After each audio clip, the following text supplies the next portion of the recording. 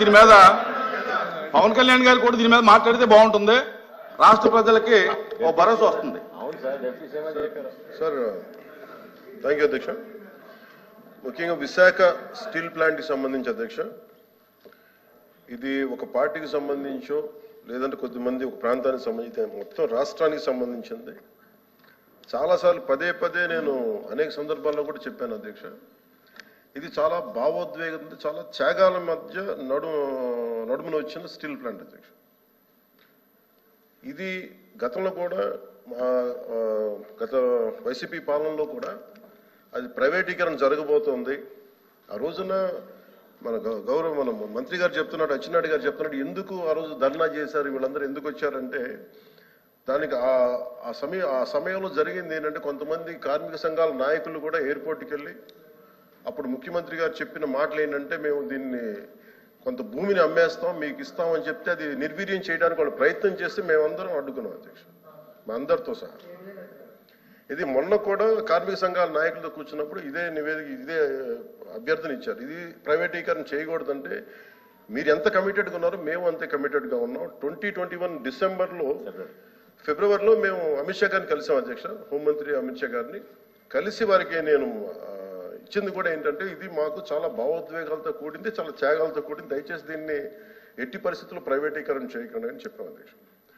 అలాగే మీరు గతంలో కూడా 2019-14 ఆ సమయంలో డ్రెడ్జింగ్ కార్పొరేషన్ ఆఫ్ ఇండియాను కూడా దాన్ని ప్రైవేటీకరణ చేస్తామంటే మేమే ముందుండి దాన్ని ఆఫ్ చేసాం అధ్యక్ష.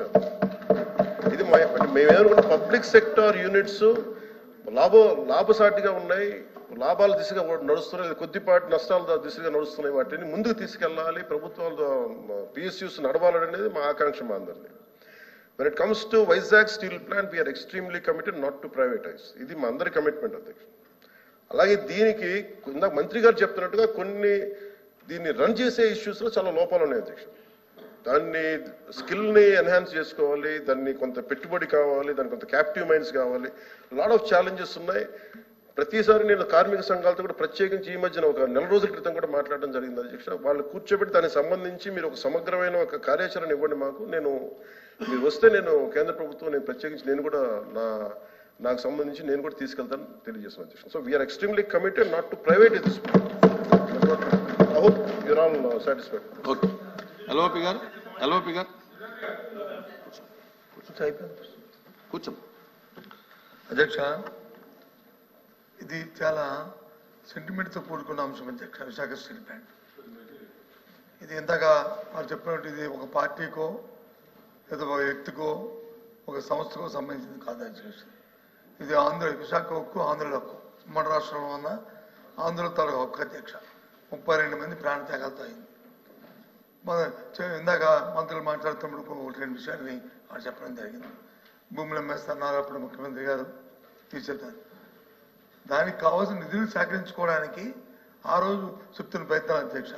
ఈ 6 నెలల కాలంలో విశాఖ స్టీల్ ప్లాంట్ భూముల్ని 2 దఫాలుగా ఉన్న కొన్ని పీసుల్ని ఇప్పటికే ఆప్షన్లోకి నోటిఫికేషన్ ఇచ్చిన సందర్భాన్ని కూడా ఒకసారి గుర్తు చేస్తాను అధ్యక్ష.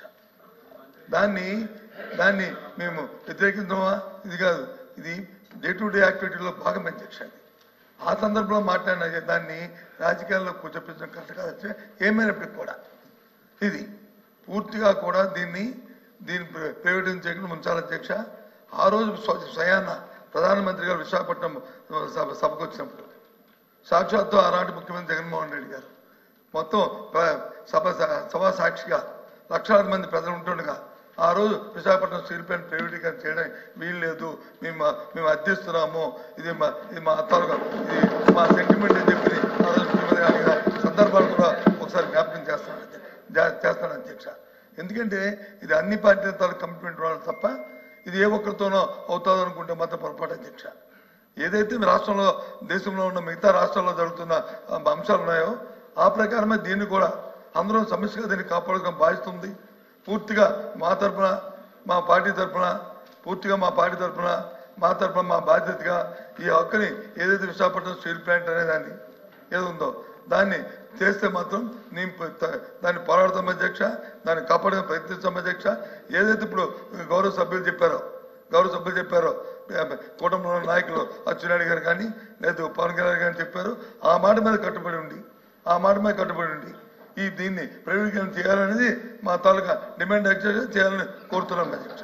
ఓకే, లేదు ఇంకా లేదండి, ఇంకా కూర్చోండి కూర్చోండి అయిపోయింది. కూర్చో.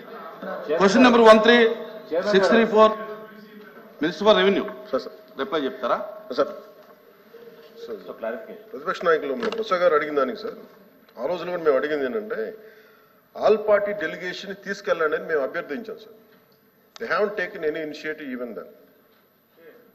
We are real. ఆ రోజు నుంచి కూడా ఈ రోజు మేము ఒకటే కమిట్మెంట్ మాట్లాడుతున్నాం, కానీ ఆ రోజున మేము అభ్యర్థించాం అధ్యక్ష, ఆల్ పార్టీ మీరు చేయండి, మేము తీసుకెళ్తాం, మేము అందరం వస్తామని మాట్లాడాం. Maybe they didn't consider it sir అధ్యక్ష. So you want to bring it to that. ఇంకా పెంచొద్దు, ఇంకా పెంచొద్దు. ఇంకా చేయకపోతే అది రికార్డ్స్ లో ఉంటుంది అధ్యక్ష. ఆల్ పార్టీ డెలిగేషన్ తీసుకోవడానికి ఎవరికి అభ్యంతరం లేదు అధ్యక్ష. ఎప్పుడు ఎప్పుడు ఎప్పుడు ఎప్పుడు ఇన్ స్పైట్ ఆఫ్ వినండి వినండి వినండి వినకపోతే చెప్తారుగా వినకపోతే చెప్తారుగా.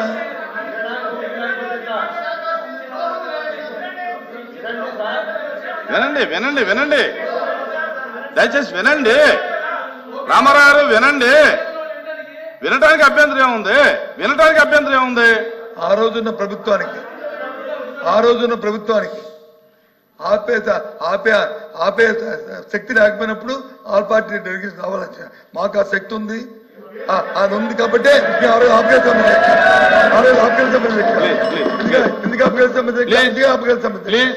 ఇవాళ దయచేసి అది చేయమని చెప్పి రిక్వెస్ట్ చేస్తున్నాం. కూర్చోండి కూర్చోండి సార్. అచ్చెన్నాయుడు గారికి పెంచకండి.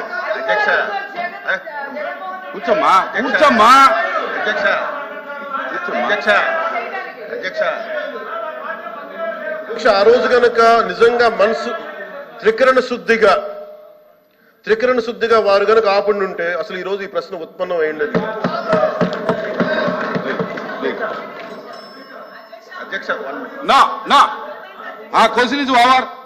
కూర్చోండి, ఇంకొద్దు కూర్చోండి, ఇంకొద్దండి, కూర్చోండి, ఇంకొద్దు కూర్చోండి ప్లీజ్ ప్లీజ్.